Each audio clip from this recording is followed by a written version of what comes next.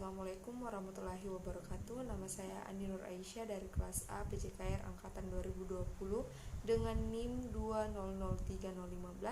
2003015000012. Kali ini saya akan menjelaskan mengenai pertumbuhan fisik pada anak kecil. Pertumbuhan fisik pada anak. Pertumbuhan selaras dengan perkembangan fisik pada anak. Perkembangan fisik mencakup aspek-aspek berikut.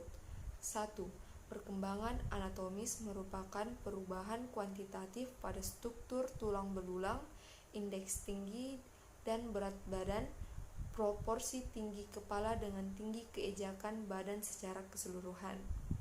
2. Perkembangan fisiologis merupakan perubahan-perubahan secara kuantitatif, kualitatif, dan fungsional dari sistem-sistem kerja hayati seperti kontraksi otot, peredaran darah dan pernafasan, persyarafan, sekresi kelenjar, dan pencernaan.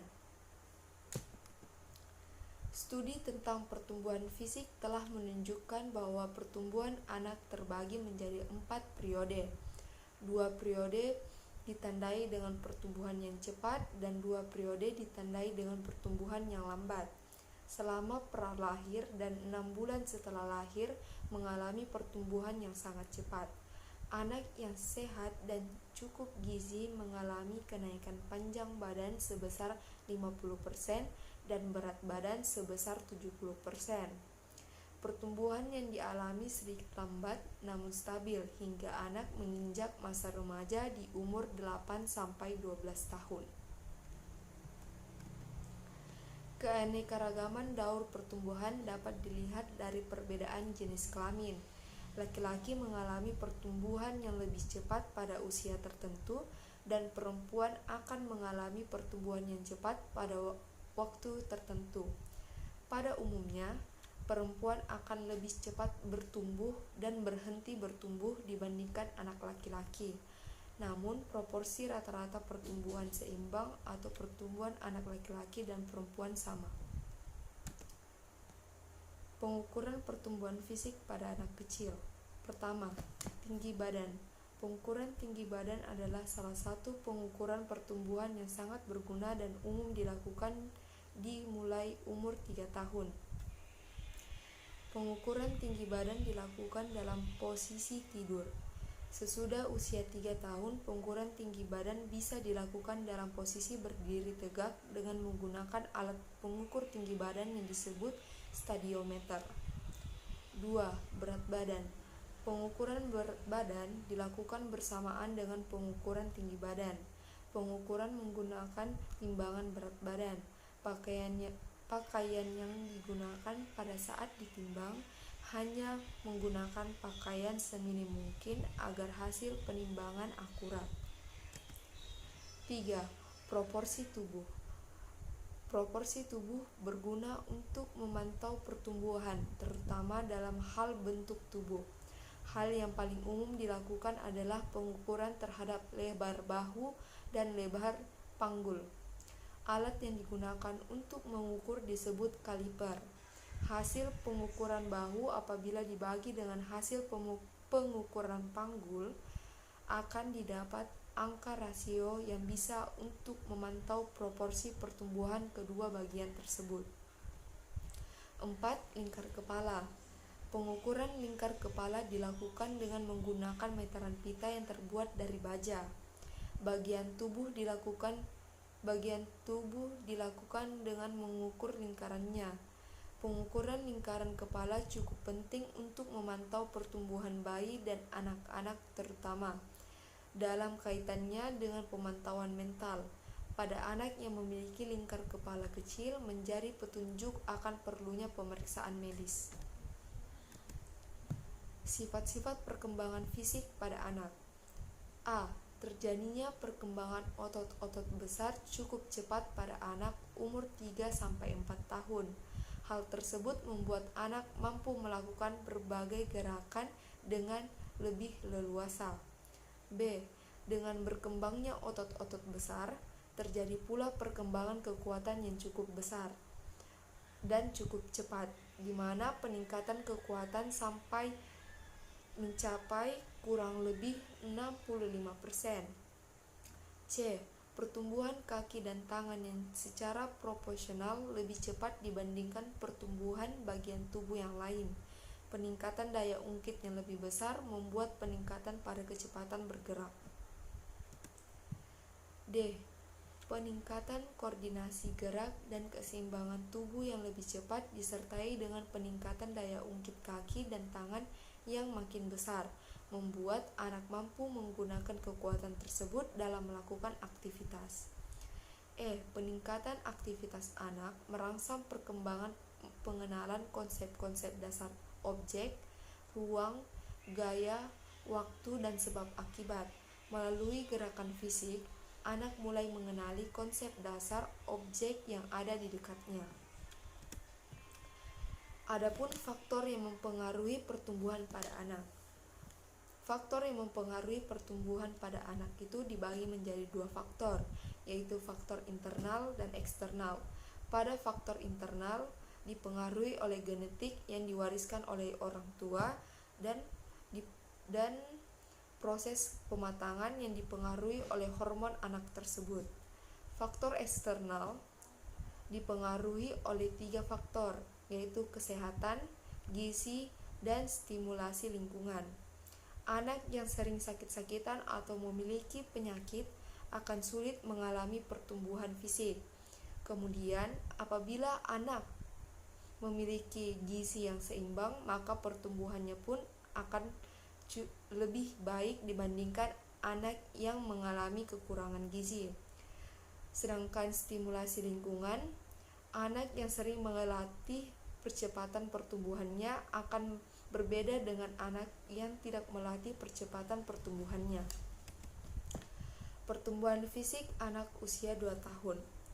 Anak yang berumur 2 tahun akan semakin kreatif dan mulai mengeksplorasi berbagai cara untuk berpindah dari suatu tempat ke tempat yang lain, seperti berguling, merangkak, berjalan, berlari, berlompat, dan memanjat.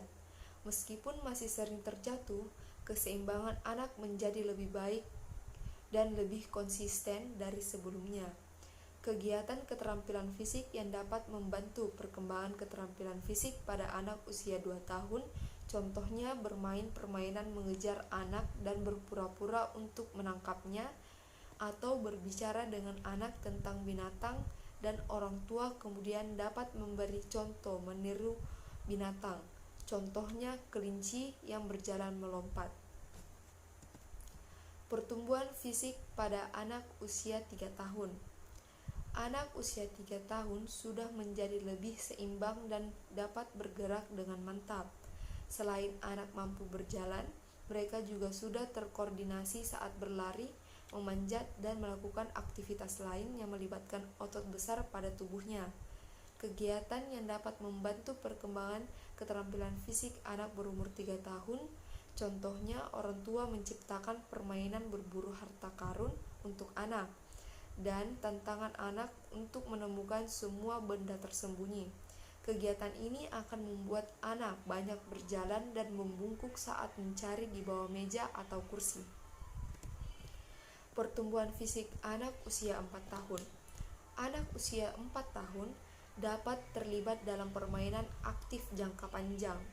Anak yang sudah terampil berjalan, memanjat, melompat, dan berlari kencang, pada usia ini, ia akan mulai memahami konsep bergerak di ruangan tanpa menabrak barang atau orang lain.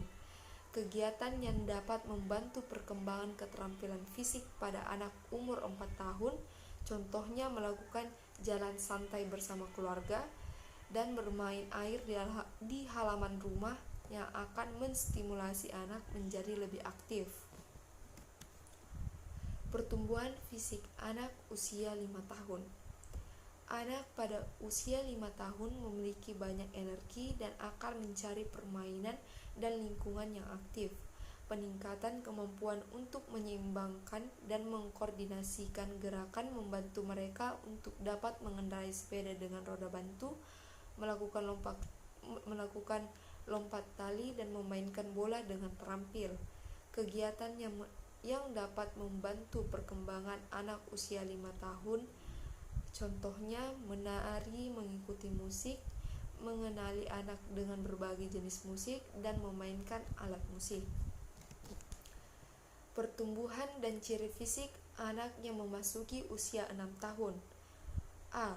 Pertambahan berat badannya 1,8 sampai 2,3 kg per tahun.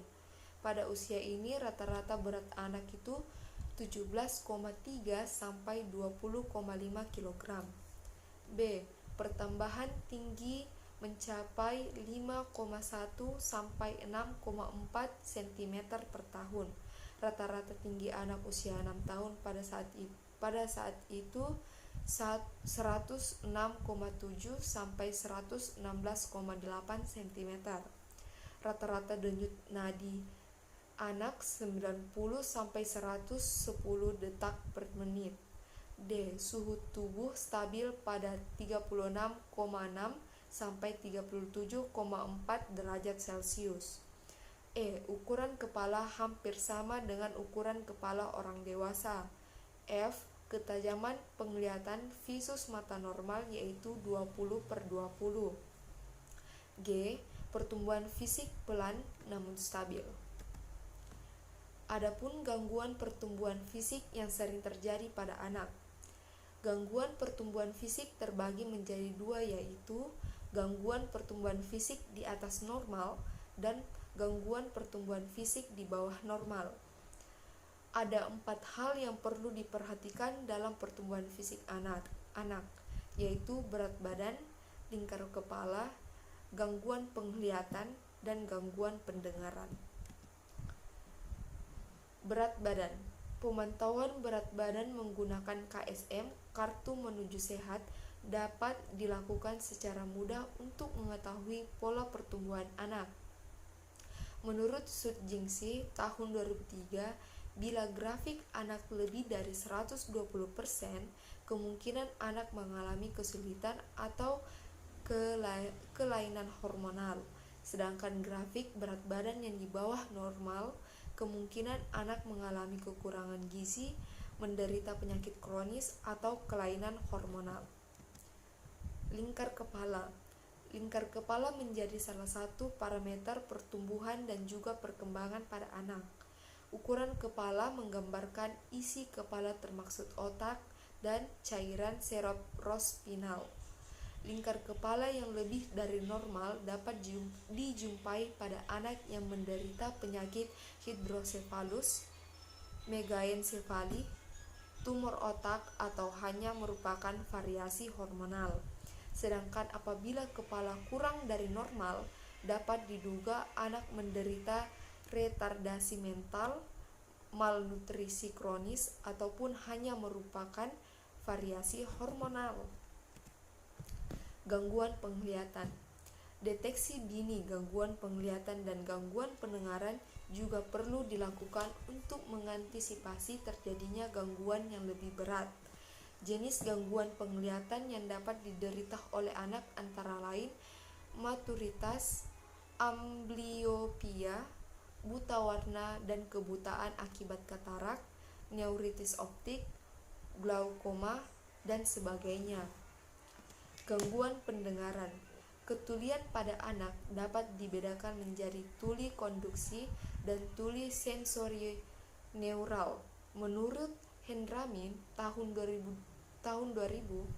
tuli pada anak dapat disebabkan karena faktor pranatal dan postnatal. Faktor pranatal antara lain adalah genetik dan infeksi TORCH yang terjadi selama kehamilan. Sedangkan faktor postnatal yang sering mengakibatkan ketulian adalah infeksi bakteri dan virus yang terkait dengan otitis media. Sekian dari saya. Bila ada kesalahan mohon dimaafkan. Assalamualaikum warahmatullahi wabarakatuh.